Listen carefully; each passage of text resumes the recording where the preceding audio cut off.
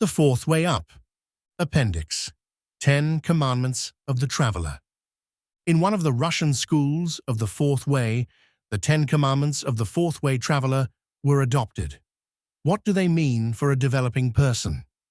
The first commandment: love God and people. The false personality does not feel God because this is not its level of information. A normally developed personality remembers the experiences of the essence at the moments of perceiving the emanations of God. The essence loves God and people. Thus, this commandment reminds us of the need to be in the state of consciousness of the essence. The second commandment: always be here and now. One can only be here and now when he is in a state of self-remembering. This state is what the Fourth Way student fights for. The result of such a struggle leads to the development of the essence and weakens the resistance of the false personality. During self-remembering, a person is vigilant and not subject to the manipulations of other people. Commandment 3. Be happy about the success of your mates. Since people in a group are emotionally open to each other, one person's emotional state is transmitted to other group members. This is especially true for negative emotions.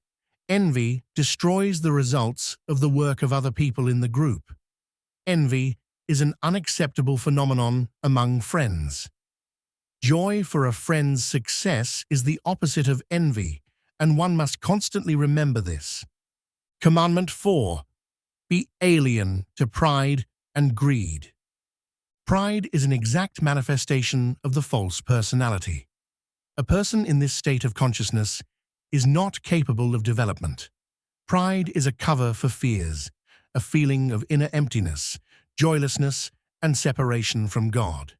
A person must consciously cultivate humility, mildness, good nature, and mercy, which oppose pride. Greed attempts to plug the hole created in the emotional center by the fear of powerlessness and helplessness with the power of money.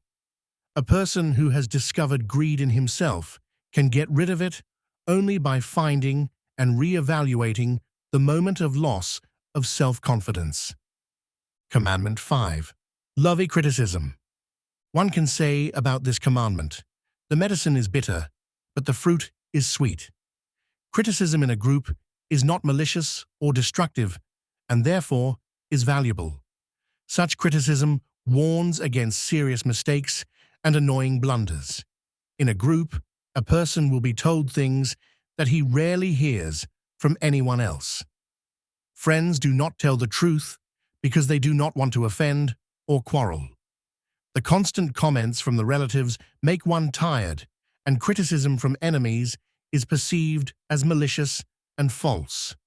Only in a group will a person hear and understand the truth about himself. Commandment 6. Fight unconsciousness in yourself. Automatism of behavior and perception is what makes us look like robots.